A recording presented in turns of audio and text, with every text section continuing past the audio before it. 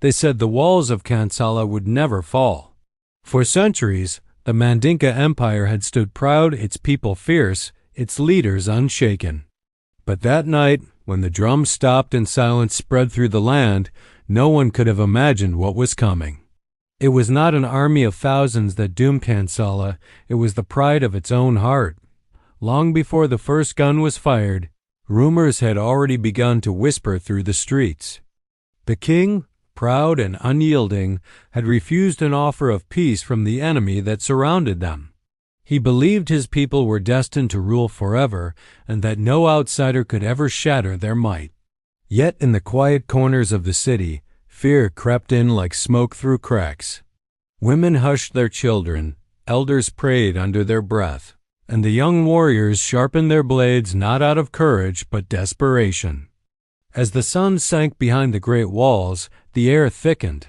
From the watchtowers, guards spotted flickers of movement beyond the horizon, shadows moving in formation, torches glinting in the distance. The enemy had come. They were patient, silent, and deadly.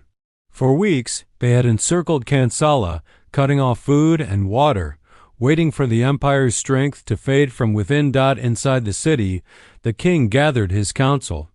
"Let them come," he said, his voice calm but heavy with pride. "We are the Mandinka. We do not kneel." But among his advisers, doubt was spreading. One of them, a seasoned commander with eyes hardened by years of battle, spoke with quiet urgency. "Your Majesty, our people grow weaker each day. The wells are dry. The fields are burned. Pride will not fill the bellies of our children." The king turned away. His silence was final. No one dared to speak again. That night, a storm began to brew, not of rain, but of fire. The enemy had surrounded every gate. Flames rose in the distance, consuming the farmlands that once fed Kansala's heart. The smoke drifted over the walls, and the city seemed to choke on its own history. Mothers clutched their children as the sky turned red. Then came the first cannon blast. The sound shattered the silence like thunder.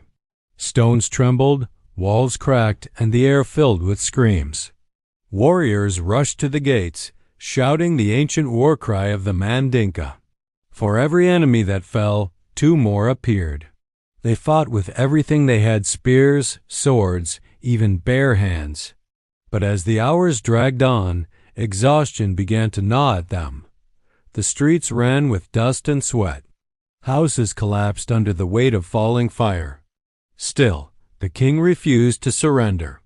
He stood at the steps of his palace, surrounded by his loyal guards, watching the flames consume his city. In his eyes there was no fear, only a burning belief that glory meant dying with honor. Somewhere in the chaos, a messenger burst into the palace. "Your Majesty, they've breached the outer wall." His words were drowned by the roar of battle. The king closed his eyes, whispering to himself, "If this is the end, let it be written that Kansala did not fall, it burned with pride." Outside, chaos ruled. Families were torn apart. Friends fought side by side only to vanish in the smoke. Yet even in that destruction, there was courage. A young soldier, barely more than a boy, carried the Mandinka flag through the burning streets, refusing to let it touch the ground. When an enemy spear struck him, he fell, but the flag never did. Another warrior caught it midair and raised it again, shouting the words that echoed through the ages: "We are not defeated." As dawn approached, the city was unrecognizable. The once golden towers now stood like blackened bones against the rising sun. The enemy entered through the broken gates, faces grim, weapons dripping with dust and sweat. They expected surrender, but what they found instead was defiance. The surviving warriors had gathered in the palace courtyard, forming a circle around their king. Every one of them knew there was no escape, but none stepped back. The leader of the invading force called out, "Lay down your arms." Live to see another day, the king lifted his hand, signaling silence. "There is no day after this one," he said. "Only the memory of who we were." Then, without warning, A deep rumble echoed beneath their feet. The ground trembled. The invaders froze, confused. The king turned to his men, eyes filled with both sorrow and pride. "It ends here," he whispered. "Better ashes than chains." Moments later, the earth itself seemed to roar. Fire erupted through the palace corridors as hidden gunpowder stores ignited. The explosion tore through Kansala, a final cry of defiance that shook the heavens.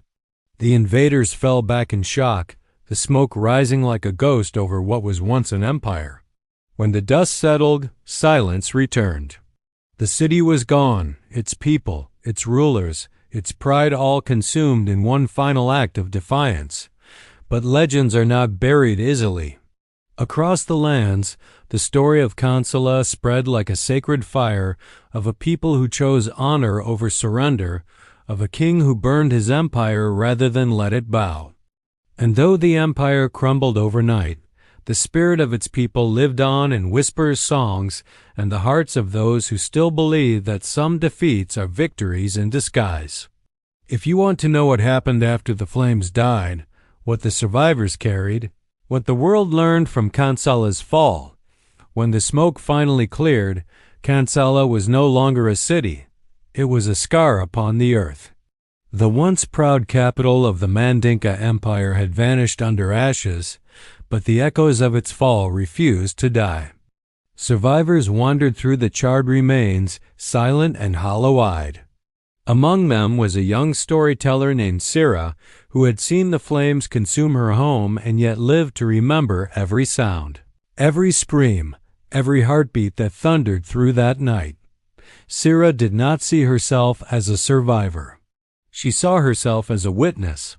She gathered the children left without parents, the elders who still clutched at pieces of burned soil, and she spoke softly.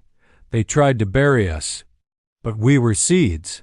Her words, fragile as they were, became the first sparks of resistance. Far away, the enemy commander who had led the siege could not sleep. His victory felt hollow. His dreams were filled with the image of that final explosion, the roar of the Mandinka king's last act. He remembered the king's words, "Better ashes than chains."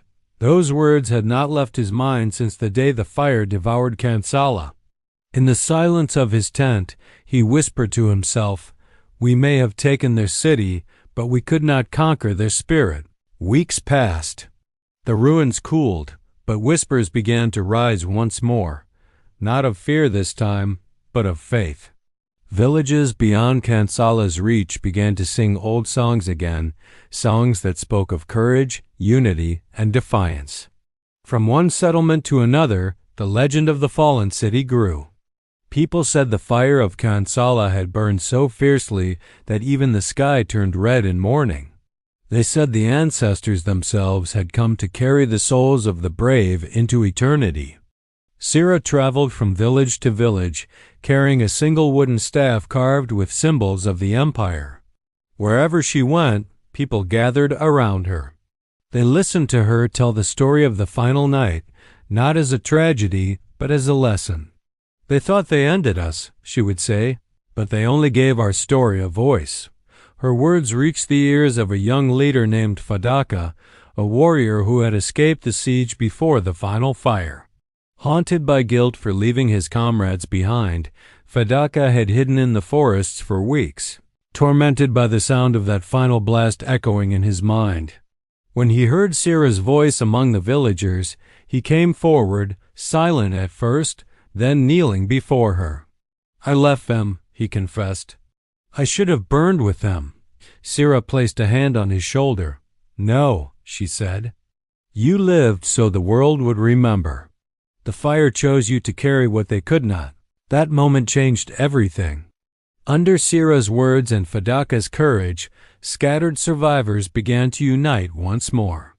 They called themselves the Children of the Flame, descendants of Kansala's spirit, bound by a single vow, to rebuild what pride had destroyed, but this time with wisdom dot across the plains, quiet resistance began to take shape. Farmers refused to pay tribute to the conquerors. Messengers moved by night, carrying coded songs instead of letters. The enemy, who had thought the Mandinka crushed, soon realized that they had only awakened something deeper, a fire that could not be seen, but burned in every heart that still remembered Kansala. One night, in a hidden camp deep in the forests, Fadaka gathered his followers. "We cannot rebuild Kansala's walls," he said, "but we can rebuild her truth. They took our city, not our story." He raised the Mandinka flag, the same one saved from the burning palace, its edges blackened by smoke. The people knelt not in worship, but in remembrance. Their movement grew.